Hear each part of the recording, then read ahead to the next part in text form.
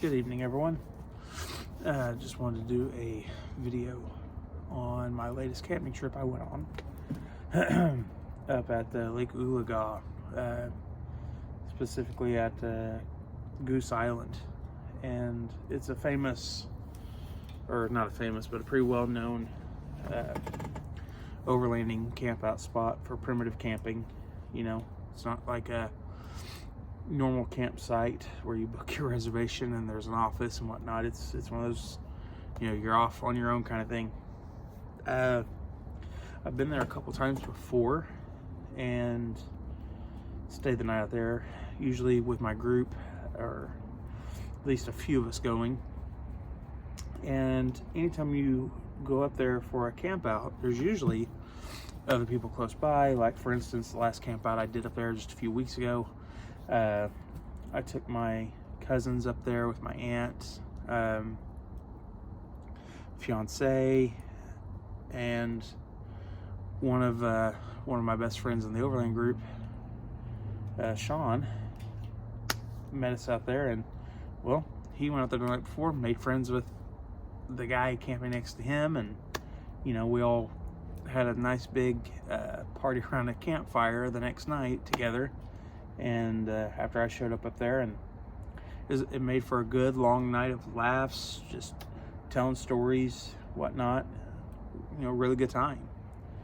And you know, that being said, the few times I've been up there before, there's been other campers, people who end overlanding. It's a huge community where, you know, everyone usually knows of these types of camp out spots. And well, if you're out there to go camping, you usually meet somebody else that's in the same type of camp setup you're there for. So that being said, this trip was me, my fiance, and my friend Kat.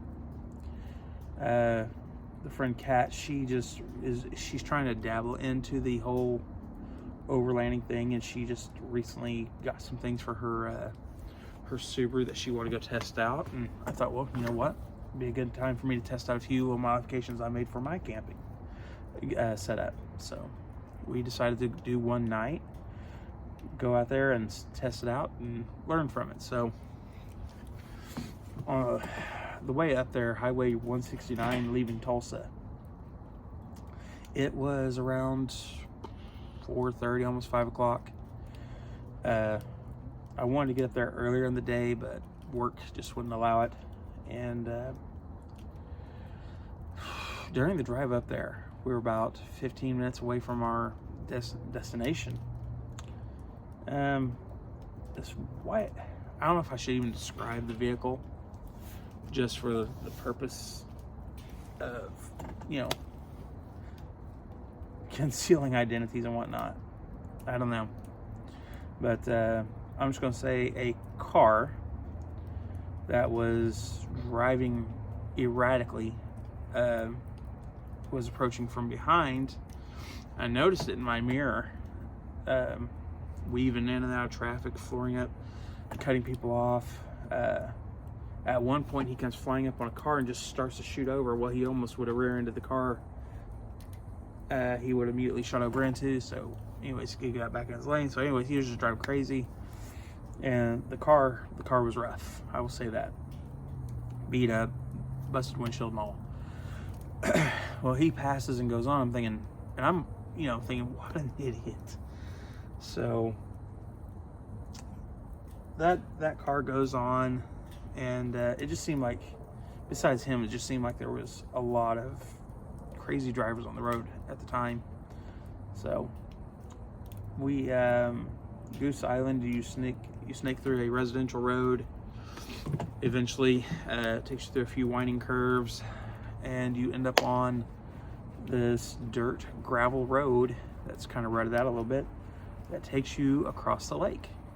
And when you cross that lake, you enter the wildlife refuge area.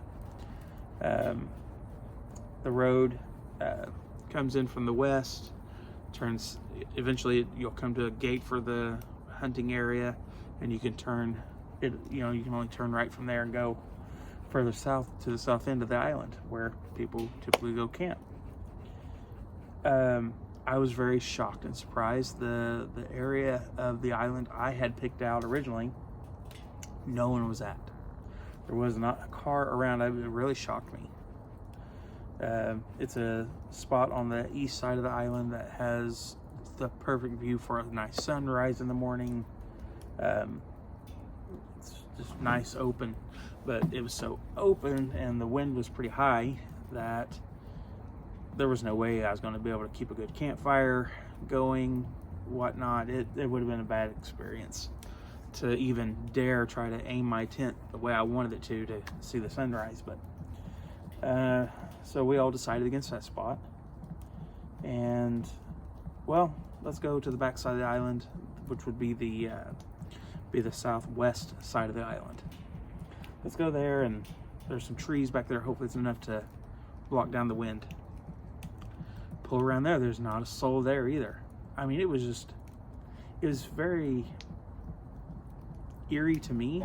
Probably not for any of my overlander friends to ever venture in there and there not be anyone there, but for me, it was the first for me to see that no one else was there. So it made that, oh, this is gonna be great, got the island to ourselves kind of thing. This is awesome.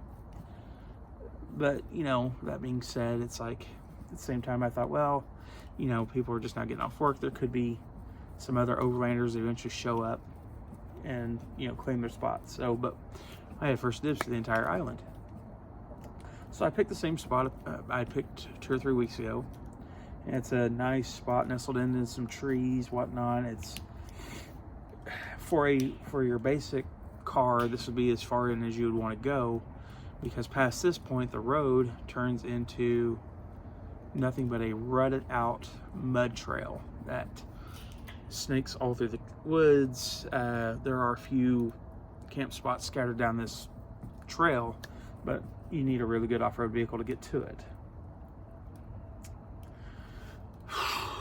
So basically we had the last campsite you could get in this place, and then take the same road back out and loop back through the island to get out to leave it.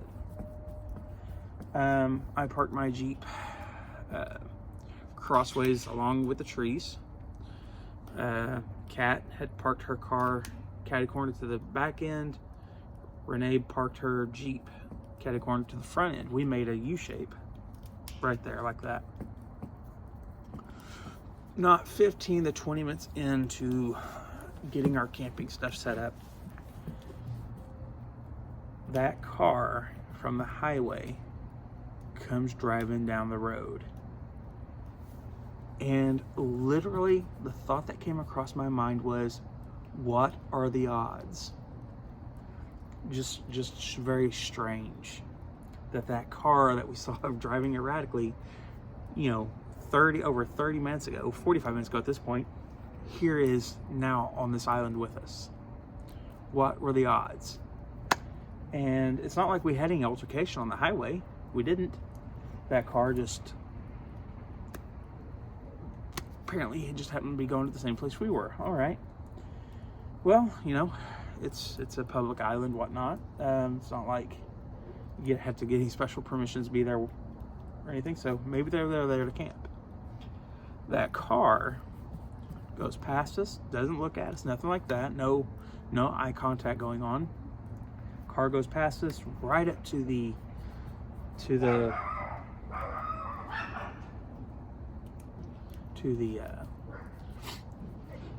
basically the opening of that trail. My dogs are going crazy. Basically to the face of the trail. And I'm thinking, well, what's he going to do? He's surely not going to go through that trail because it's a mess. And so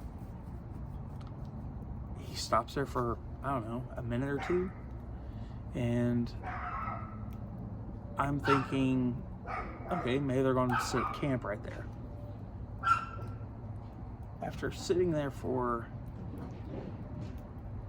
you know, the minute and a half, 2 minutes, the driver just guns it. They take off. The car spins out a little bit, and it was probably just mostly him hitting ruts and whatnot, but I'm pretty sure the back end of it hit a tree as he barreled through there. I was like, holy crap, he's gonna get stuck. And I just stand there and I watch him go down the trail, you know, bouncing around, hitting stuff. And I'm thinking, maybe he'll power on through that and get out of there. Fingers crossed. So I wait and I wait. Don't hear anything. I hear his car get in the distance and kind of, you know, disappear after that. All right. Finish setting up camp. You know, setting up on my tables, chairs, cook staff, rooftop tent set up. Everyone's getting their stuff set up.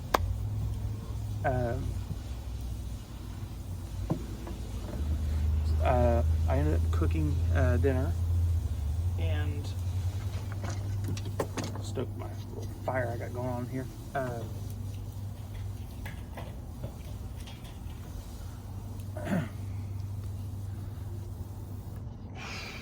It was probably about an hour and a half, 2 hours later. The three of us sitting around our campfire we had going, and we're talking. Every little bit I swore I was hearing something, like an engine revving up. I would stop our conversation and say, do you guys not hear that? And no, we don't hear that. I said, I expressed what I thought I was hearing, and you know, we thought it was a plane in the distance, what have you. All right, whatever. At some point, I started shining a flashlight in the trees and whatnot, just kind of scanning around the area, that kind of stuff. Just looking around, make sure there's nothing around us. Probably just a few minutes after that, Kat decides, oh, I want to test out my her ditch lights on her Subaru that we just put on a few weeks ago. So again, the way she parked behind my Jeep, her driver's side was on the far side, away on the far side of the campsite. So she walks over there and starts saying my name, kind of, you know, repeatedly, real fast. And I'm thinking, oh, she wants me to come over there and to see her lights with her.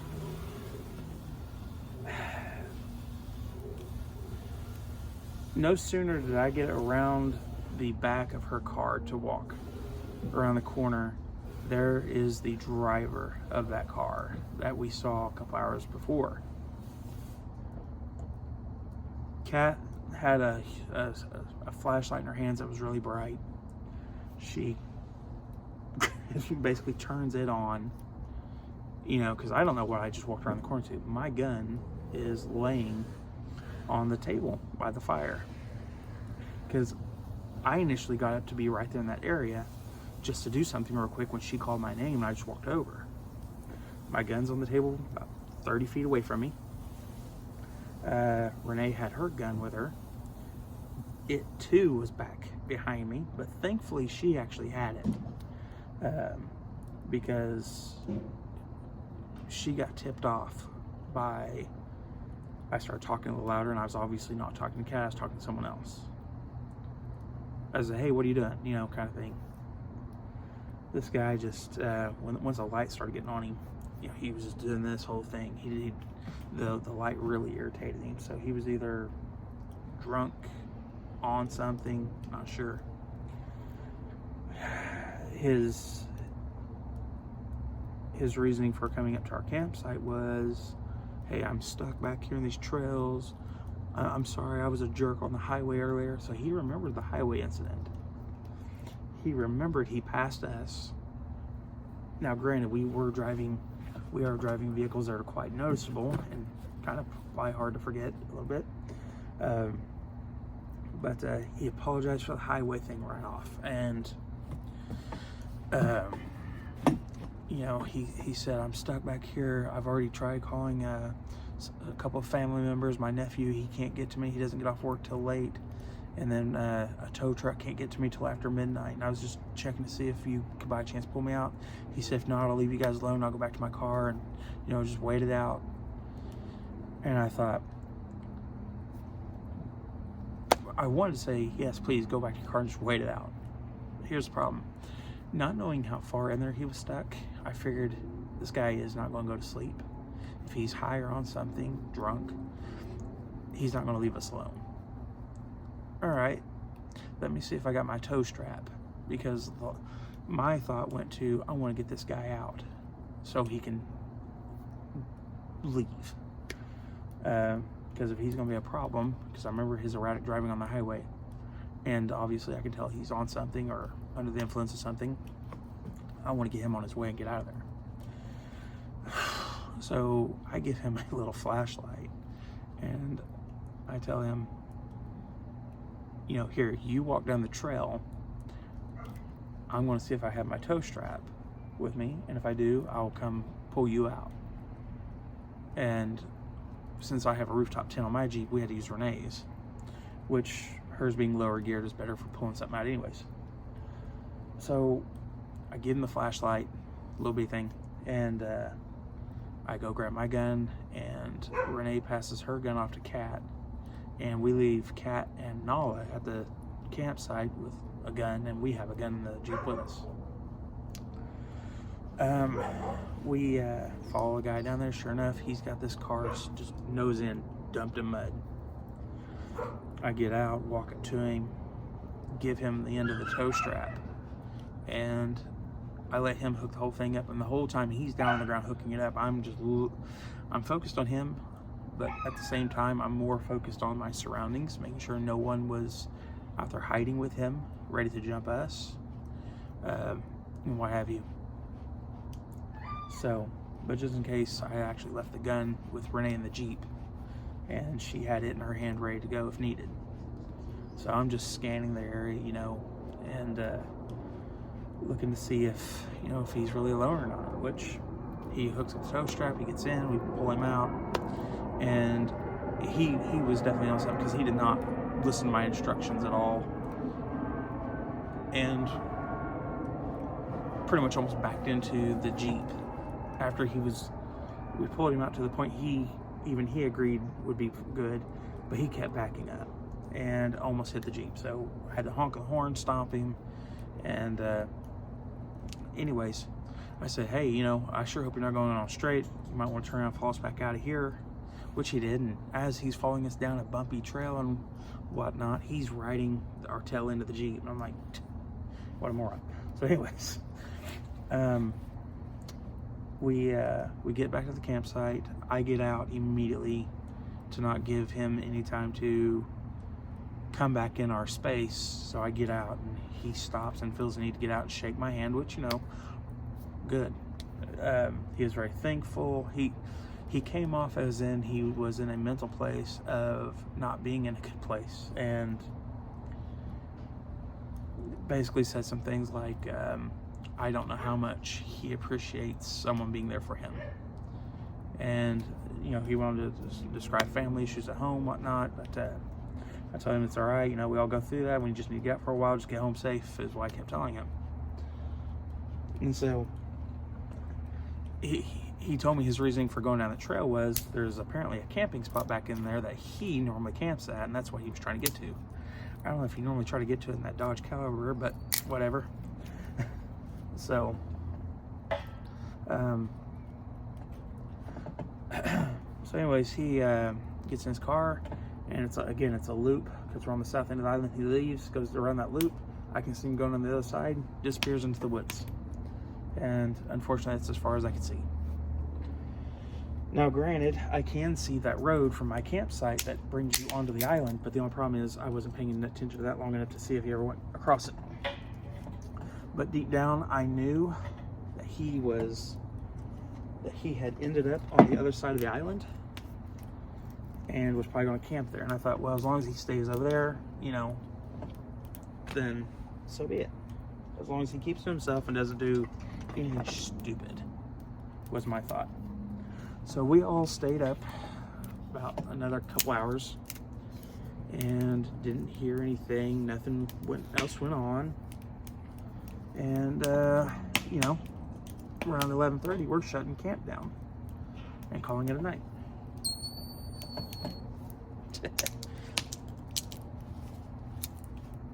This firewood's wet. We were calling it a night. I had Nala with me, and this was the first trip Nala's been on since I got her when she was a puppy 3 years ago. I wanted to, since it was just a handful of us going on this camp out, I wanted to test her out, see how she would do, and also testing her out in the riding in the back of the Jeep in her kennel, because she doesn't like carpets. So anyways, put her in the back of the Jeep in her kennel. She lays down, we lay down, and very glad I brought Nala, and here's why. First off, when you're in a rooftop tent like mine, and I'm not sure if all of them are like this, but my tent has a vinyl black covering on the inside of it that literally is a really good blackout curtain, basically. You can't, when you wake up, you can't tell if it's night or day.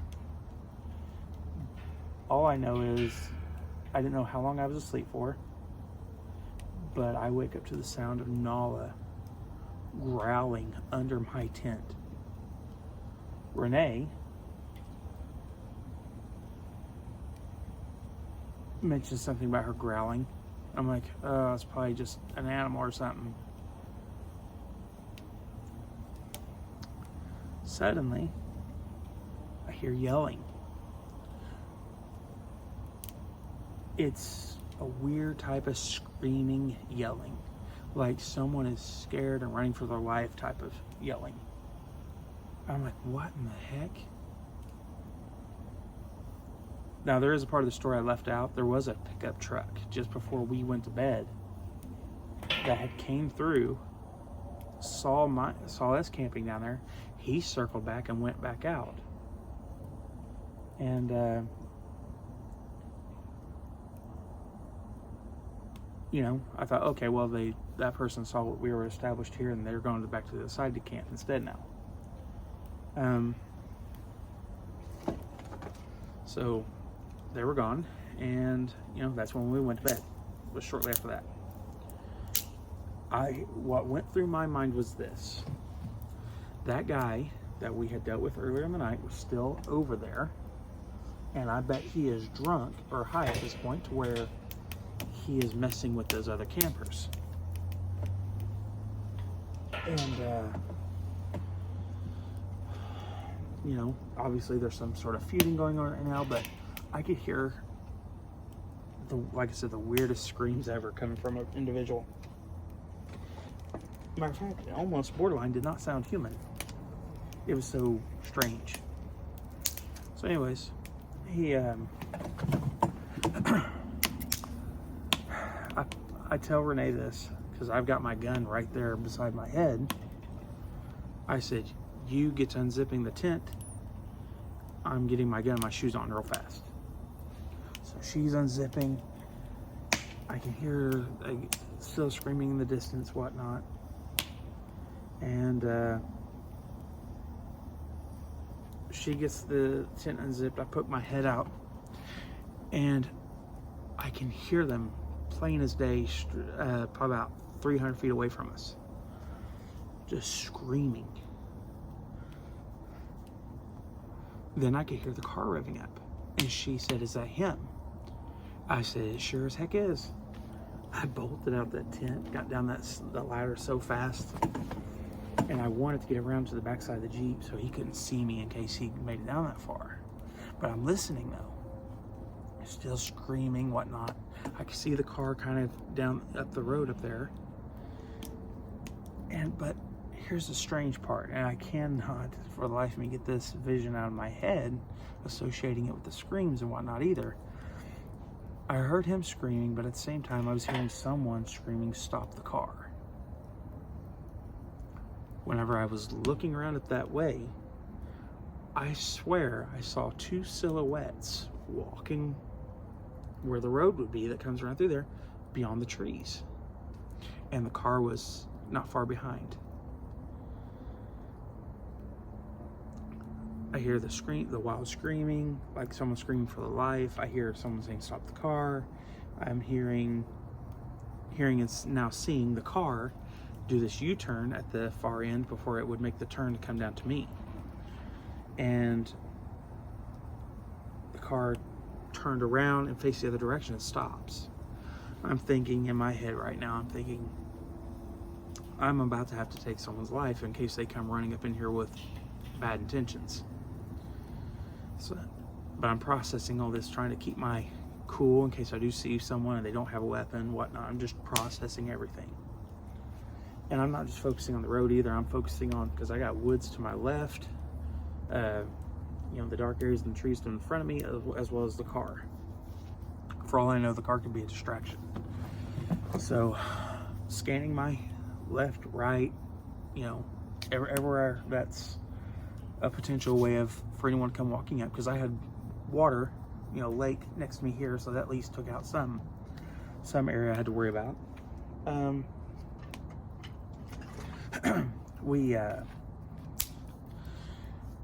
We waited, but here's the funny thing. Well, not necessarily the funny thing. When the car stopped, the screaming stopped. Someone got out of the car, and this guy didn't have a flashlight with him. When he came walking out of the darkness earlier in the night, he didn't have a flashlight. Someone got out of that car with a flashlight this time. And it wasn't the flashlight I gave him, because I got it back. It was a different flashlight, shining all around. He walked away from the car for about, 40, 50 feet, walked away from it, down the road, turned and walked back. I know it was the same car. I don't know if it was the same driver.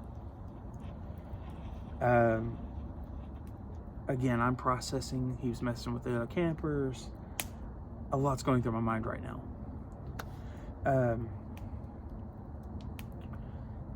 Person walks back, gets in the car, and just takes off.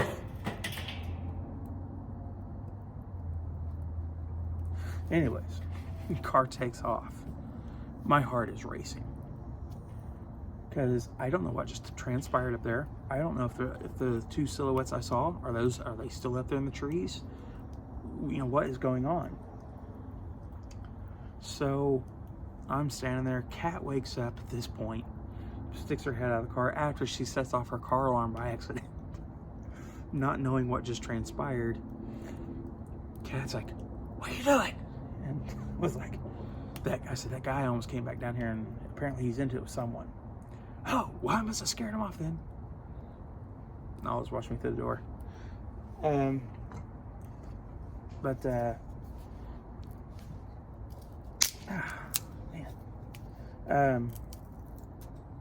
As I'm processing everything, I was thinking, well, what if he ran over someone up there? And, maybe he was chasing someone. That's why I heard "Stop the car." So then I'm thinking, well, maybe I need to walk up there and check, but I don't want to walk. So thankfully, Renee's vehicle does not have a setup on it, as far as having to put down a rooftop tent, whatnot. I told her, I said, "Start your Jeep."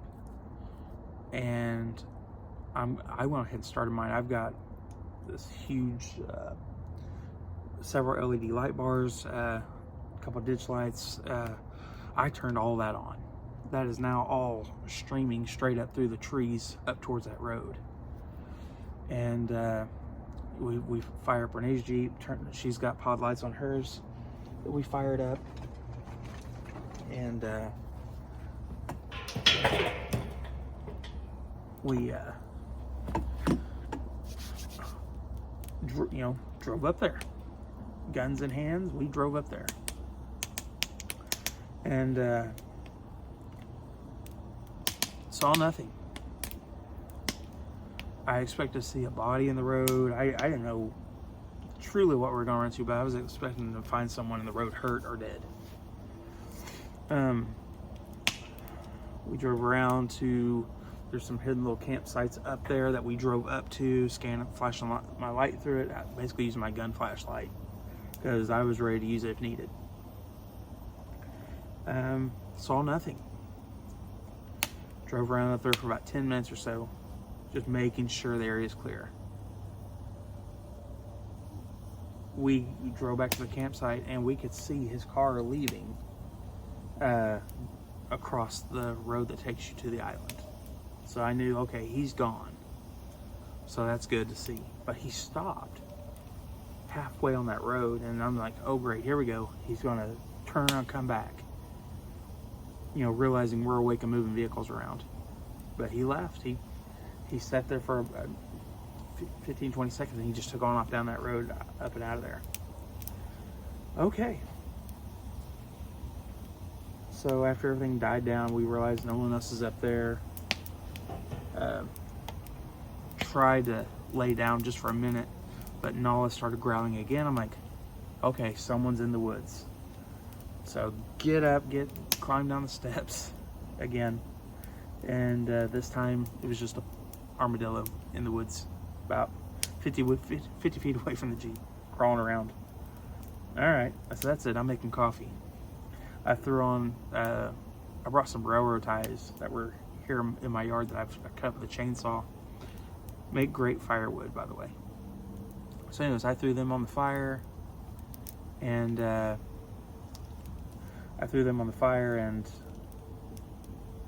we lit up the place and watched the sun come up from the opposite side of the island. But yeah, quite the experience. And you know, looking back on it, it's like there's a lot of questions I can ask. You know, should I have even helped him in the first place? My thinking goes to, if I didn't help him, he was going to continue to be a threat in the area. Yeah, sure, he could say, well, I'm just going to go sleep in my car. Anyone that's on something, whatnot, they're going to come lingering back around, was my thought. So, you know, feel free to leave a comment. How would you have handled the situation? Would you have attempted to remove them from the area? You know, help them get on their way? You know, granted, as long as you had other people with you to, if I was solo, I would not have even attempted to go help him.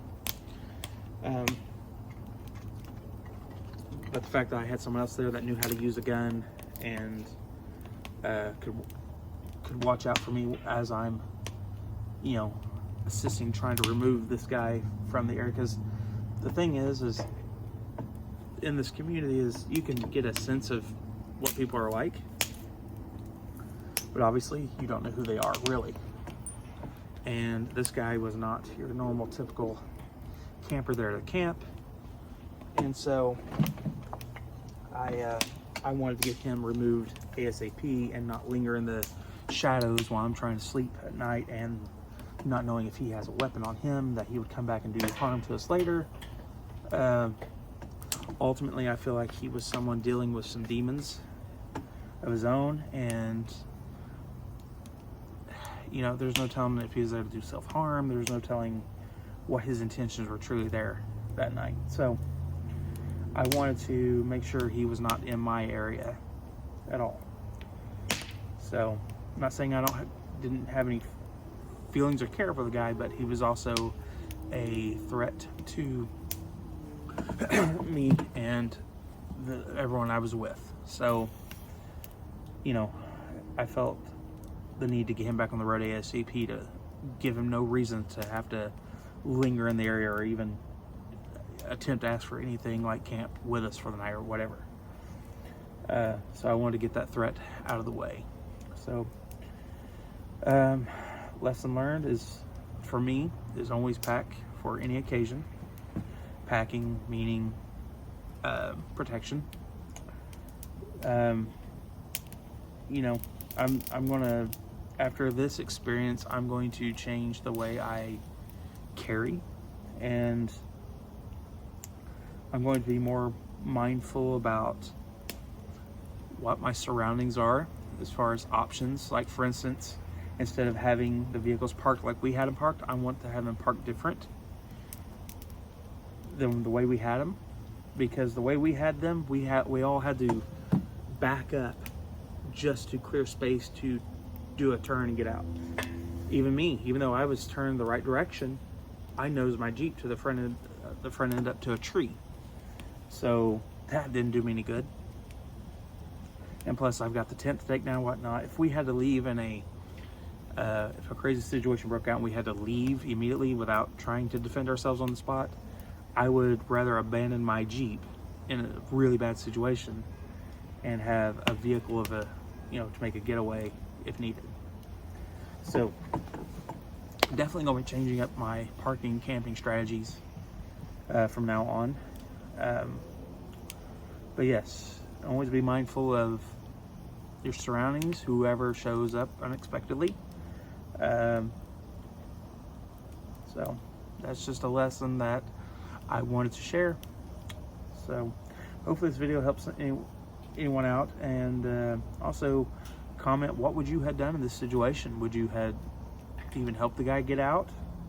Would you have packed your stuff up and left, moved to a different area? I mean, just cancel the camping trip in general. Just curious what your thoughts are. So be safe out there and have a good camping trip.